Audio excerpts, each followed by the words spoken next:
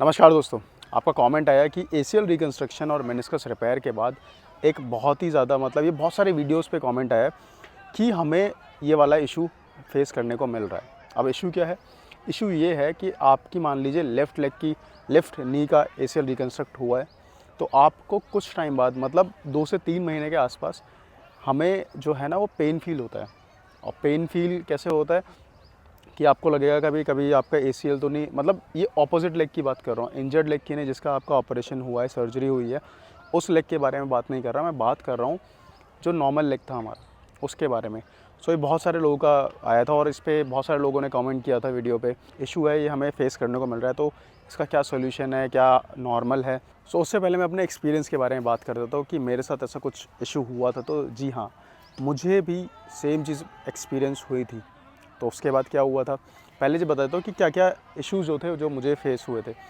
जैसे कि जब मैं चल रहा था तो चलते चलते मुझे भी लगता था, और मेरे इवन जब ये 3 से 4 महीने के आसपास की बात है।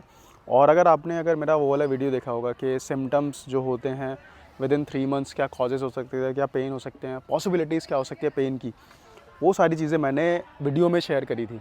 अगर आप देखोगे, और मैं उसका वीडियो का लिंक भी डाल दूँगा, आई बटन में आ जाएगा या फिर डिस्क्रिप्शन में भी आपको मिल जाएगा, कमेंट बॉक्स में मिल जाएगा। तो कॉजेज़ क्या थे उसके, कि जब भी मैं चल रहा था ना वॉकर पे, तो मुझे वॉकर के छोड़ने के बाद मुझे लगता था कि कभी कभार मेरे नॉर्मल लेग में पेन हो रहा है। तो अब उस टाइम टेंशन भी हो जाती थी कि यार अब कहीं इस वजह से तो नहीं हो गया कि मेरा लेफ़्ट वाला या राइट वाला चला गया, तो उसके बाद ऑपोजिट लेग में भी मुझे सेम इशू फेस करने को मिले। कभी ऐसा लगता था कि नी में पेन हो रहा है, वो भी नॉर्मल लेग में। अब पेन होने के बाद ये लगता था कि यार कहीं इसका एसीएल तो नहीं चला गया, मेनिस्कस तो नहीं चला गया, कहीं टेयर तो नहीं हो गया। इस तरीके से हो जाता है कि ऐसा लगता है कि यार फिर से कहीं सर्जरी कराने की तो ज़रूरत नहीं पड़ जाएगी अदर लेग की, कि भाई एक लेग का चला गया कहीं दूसरे का तो नहीं चला जाए। तो इसके पीछे रीज़न क्या है कि नॉर्मल लेग में पेन होना क्या है, नॉर्मल है या कोई इशू का, या हो सकता है कोई फ्यूचर में इशू होने के चांसेस है।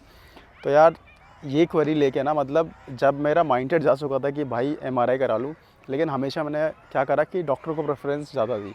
ऑनलाइन पढ़ा, बहुत सारी चीज़ें पढ़ा, और आप भी ऐसे लोग बहुत सारे करते होगे और इस बात से रिलेट भी कर रहे होगे। लेकिन एक चीज़ का ध्यान रखना कि पहले अपने डॉक्टर को प्रेफरेंस ज़रूर देनी है। डॉक्टर को प्रेफरेंस दोगे तो डॉक्टर ही आपको अच्छे से फिज़िकली चेक करके जो भी, क्योंकि जो आपका सर्जन है ना, वही आपको अच्छे से इन्फॉर्मेशन दे सकता है इस बारे में, बाकी और कोई नहीं दे सकता।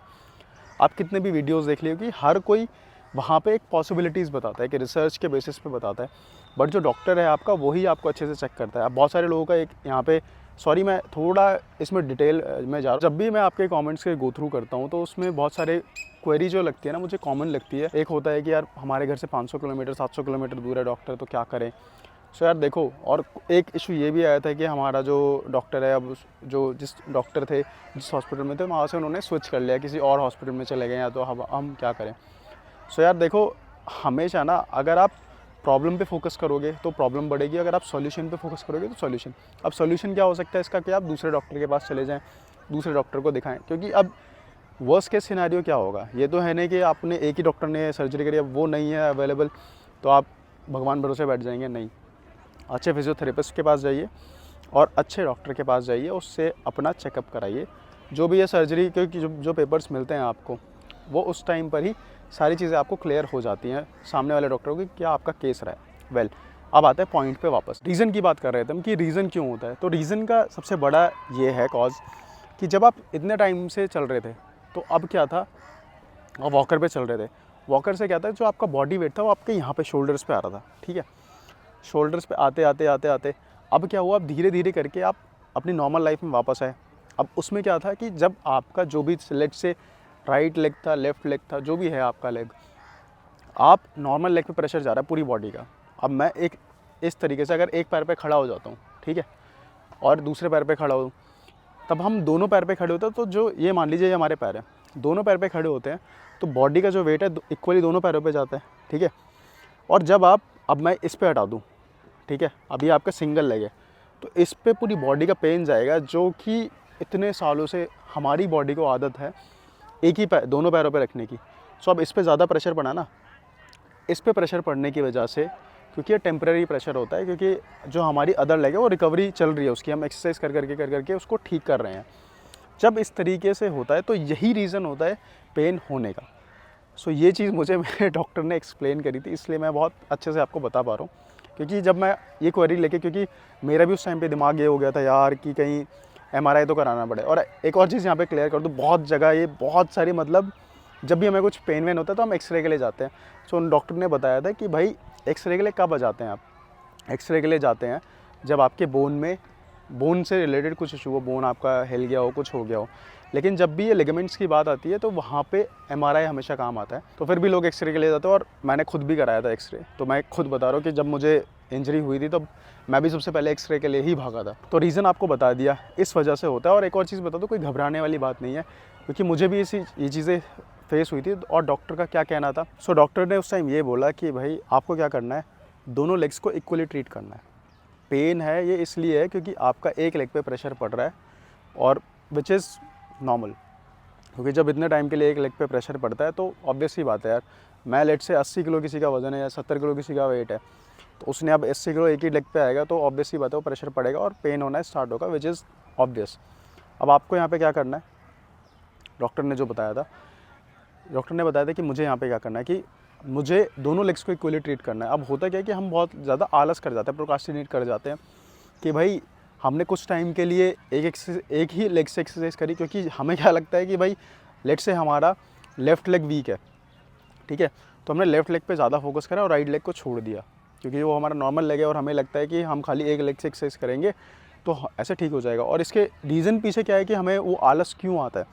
आलस वो इसलिए आता है क्योंकि एक्सरसाइज धीरे धीरे करके लंबी हो जाती है। अब मैंने करी है, मतलब ये लगा लो 2 घंटे, 2.5 घंटे, 1.5 घंटे, 1 घंटे, क्योंकि स्ट्रेचिंग है। और ये नहीं है कि कोई वेट बेयरिंग एक्सरसाइज है, मतलब जिसमें हमें हैवी वेट्स लगाने हैं, वो नहीं।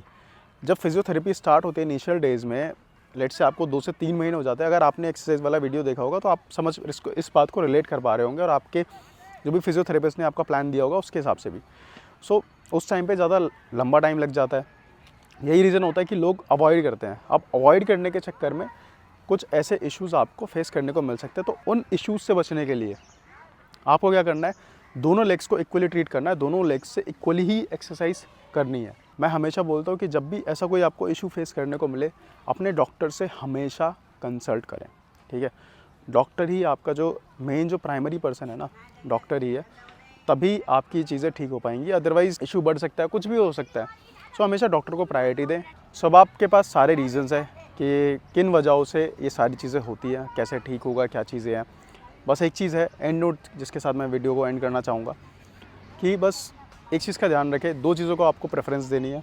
पहला डॉक्टर आपके सर्जन, दूसरी चीज़ एक्सरसाइज से आप सारे इशू सॉल्व कर सकते हैं। I am telling you, surgery के बाद में हम हर वीडियो में, अगर आप कंसिस्टेंट व्यूअर है ना मेरे, कि आप स्टार्टिंग से देखते आ रहे हैं अभी तक, तो आपने हमेशा नोटिस किया होगा मैं एक्सरसाइज को हर वीडियो में प्रेफरेंस देता हूँ, क्योंकि मेरे लिए वो चीज़ काम करी है और आपके लिए भी वो चीज़ काम कर सकती है। क्योंकि एक्सरसाइज ही सबसे पहली चीज़ है। एक्सरसाइज जितना करेंगे उतना ही आप अच्छा और बेहतर महसूस करेंगे। नेक्स्ट वीडियो आप किस टॉपिक पर देखना चाहते हैं उसमें कमेंट में बता दीजिएगा।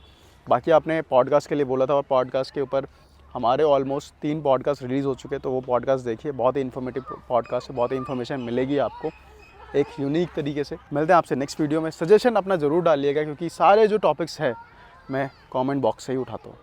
मिलते हैं नेक्स्ट वीडियो में। बहुत बहुत धन्यवाद।